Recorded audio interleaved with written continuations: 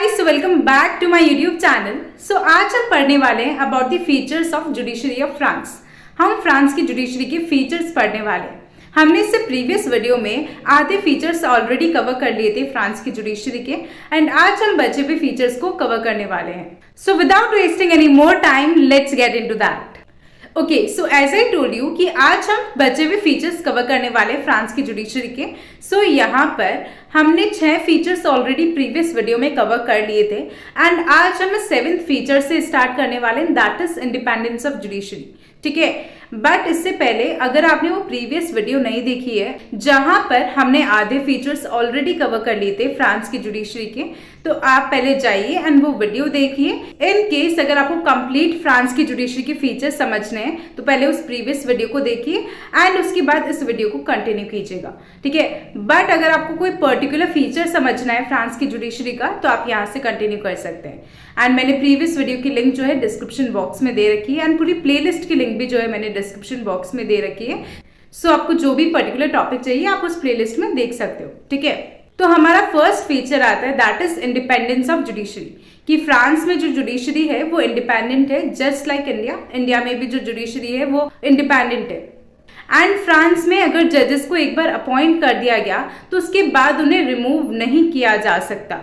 And उसके अलावा जो हायर कोर्ट के जजेस होते हैं उनको कौन अपॉइंट करता है, तो उनको हाई काउंसिल ऑफ जजेस अपॉइंट करते हैं, जिसमें कौन कौन इंक्लूडेड होते हैं, जिसमें टॉप ऑफिशियल्स और एक्सपीरियंस जजेस भी इंक्लूडेड होते हैं। किस में इंक्लूड होते हैं ये हाई काउंसिल ऑफ जजेस में इंक्लूड होते हैं। मतलब हाई काउंसिल ऑफ जजेस में कौन कौन होते हैं, एक्सपीरियंस जजेस होते हैं, टॉप ऑफिशियल्स होते हैं, एंड वो सब मिलके क्या करते हैं, हायर कोर्ट्स के जजेस को अपॉइंट करते हैं। ठीक है, इसके अलावा यहाँ पर लोअर कोर्ट्स के जो जजेस हैं उन्हें एग्जाम्स के थ्रू जो है सिलेक्ट किया जाता है। जैसे हमारे यहाँ पे एग्जाम्स होते हैं ना, किसी भी चीज़ को सिलेक्ट करने के लिए हम बोलते हैं ना कॉम्पिटिटिव एग्जाम है, अगर आपको ये जॉब के लिए चाहिए तो इसके लिए ये कॉम्पिटिटिव एग्जाम है, अगर आपको ये चीज़ चाहिए तो इसके लिए ये कॉम्पिटिटिव एग्जाम है।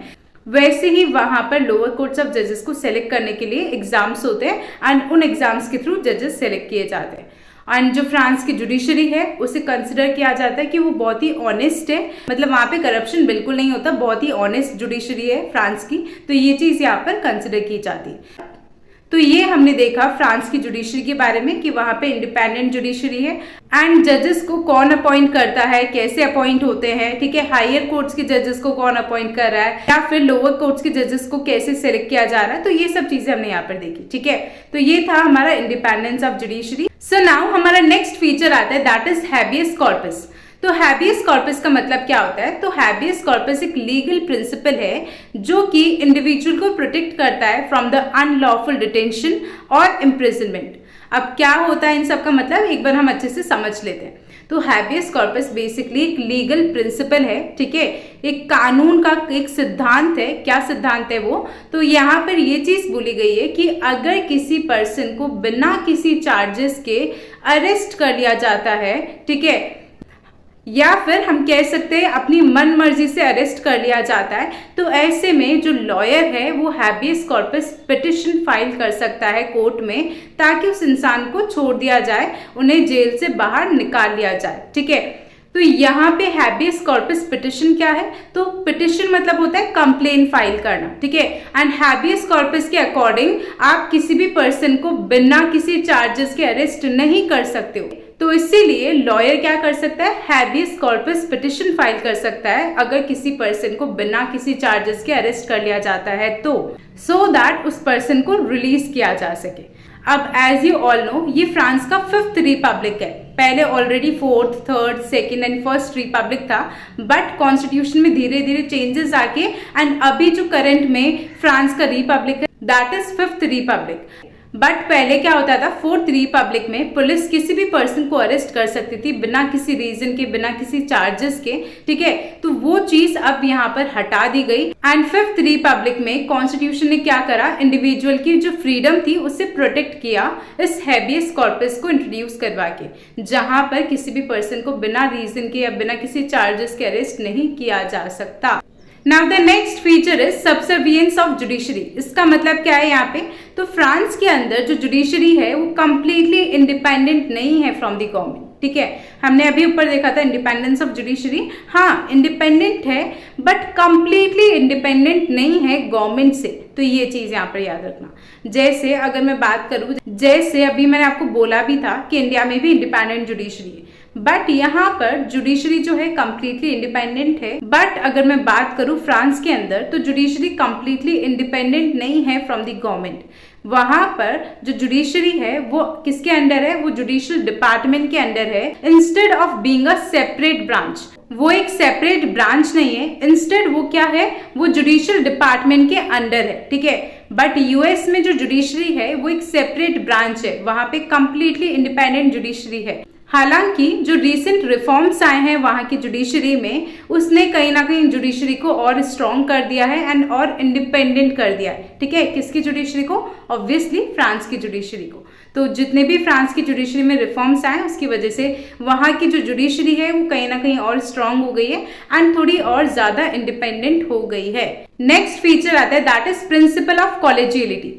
अब फ्रांस में मल्टीपल जजेस मिलके क्या करते हैं, एक केस को साथ में सुनते हैं, मतलब एक केस की सुनवाई जो होती है वो सारे जजेस मिलके जो है साथ में करते हैं एंड फिर मिलके वो जजमेंट डिसाइड करते हैं कि इस केस पे क्या जजमेंट होना चाहिए या क्या सब होना चाहिए, ठीक है। अब ये जो सिस्टम है ये कहीं ना कहीं करप्शन को प्रिवेंट करता है। जैसे मैंने बोला भी था कि फ्रांस की जुडिशरी को कंसिडर किया जाता है कि बहुत ही ऑनेस्ट है एंड फ्री है फ्रॉम द करप्शन। तो यहाँ पे ये जो सिस्टम है कॉलेजियलिटी वाला, ये कहीं ना कहीं क्या करता है, करप्शन को प्रिवेंट करता है। कैसे, बिकॉज किसी भी सिंगल जज के पास फुल कंट्रोल नहीं है किसी भी केस के ऊपर, तो इस वजह से कहीं ना कहीं यहाँ पर करप्शन कम है। तो कॉलेजियलिटी मतलब बेसिकली क्या होता है कि ग्रुप में काइंड ऑफ वर्क करना, ठीक है। कोई भी डिसीजन ले रहे हैं तो वो काइंड ऑफ ग्रुप में लेना। तो वैसे ही यहाँ पर जो मल्टीपल जजेस है वो सब साथ में मिलके बैठते हैं एंड केस की जो है सुनवाई करते हैं एंड फिर उसके बाद वो जजमेंट डिसाइड करते हैं। एंड इसी सिस्टम की वजह से क्या है, करप्शन यहाँ पर बहुत कम है, बिकॉज किसी भी सिंगल जज के पास फुल कंट्रोल नहीं है किसी भी सिंगल केस के ऊपर, ठीक है। तो वो चीज हमने यहाँ पर बात करी। So the next feature is no separate civil and criminal codes. France के अंदर so the next feature is no separate civil and criminal codes. France के अंदर civil cases and criminal cases दोनों को हैंडल करने के लिए सेपरेट कोर्ट्स नहीं है, एक ही कोर्ट जो है मिलकर दोनों केसेस साथ में हैंडल कर सकता है। Unlike UK and India, UK and India में क्या है कि सिविल केसेस को हैंडल करने के लिए अलग कोर्ट है एंड क्रिमिनल केसेस को हैंडल करने के लिए अलग कोर्ट है। बट फ्रांस में ऐसा नहीं है, फ्रांस में एक ही कोर्ट मिलके जो है दोनों केसेस को साथ में हैंडल कर सकता है, ठीक है। बट एक एक्सेप्शन है that is court of cassation, जो कि केवल अपील सुनता है। अपील सुनना मतलब क्या होता है कि लोअर कोर्ट के पास कोई केस आया एंड उसने उस पर पूरी सुनवाई करी, पूरे एविडेंस लिए, ये देखा कौन गिल्टी है कौन इनोसेंट है, ये सब देखा एंड उसके बाद उसने higher court that means court of cassation के पास भेज दिया। तो ऐसे में वो कोर्ट ऑफ कैसेशन केवल रिव्यू करेगा कि उन्होंने जो लॉ यूज करा है वो करेक्टली अप्लाई किया है या नहीं किया है, तो केवल अपील सुनी जाती है, ठीक है। तो ये चीज हमने यहाँ पर बोली, ठीक है, कि जो कोर्ट ऑफ कैसेशन है वो क्या करता है, केवल अपील सुनता है। दैट मीन्स कि वो खुद जो है किसी केस को हाथ में नहीं लेता, केवल वो अपील सुनता है from the lower court. That means उसका रिव्यू करने का बेसिकली वर्क है। तो नेक्स्ट हमारा फीचर आता है that is special court. France के अंदर हर एक स्पेसिफिक केस के लिए अलग अलग कोर्ट्स है, like tribunals, industrial dispute courts, commercial courts etcetera, ठीक है। ट्रिब्यूनल्स किसके लिए है, अगर प्राइवेट पार्टीज के बीच में कोई डिस्प्यूट हो जाता है तो उसको सॉल्व करने के लिए। इंडस्ट्रियल डिस्प्यूट कोर्ट्स किसके लिए हैं, कि वर्कर रिलेटेड कोई इशू हो जाता है तो उसके लिए है industrial dispute courts. And commercial courts किसके लिए हैं, बिजनेस रिलेटेड केसेस के लिए हैं कमर्शियल कोर्ट्स, ठीक है। तो ये सारे कोर्ट्स जो है सिमिलरली वैसे ही फंक्शन करते हैं या वैसे ही वर्क करते हैं जैसे कि अदर कंट्रीज में आर्बिट्रेशन कोर्ट्स करते हैं, तो सेम वैसे ही ये सारे कोर्ट्स वर्क करते हैं। तो ये हमारे यहाँ पर फीचर्स कंप्लीट होते हैं of the judiciary of France.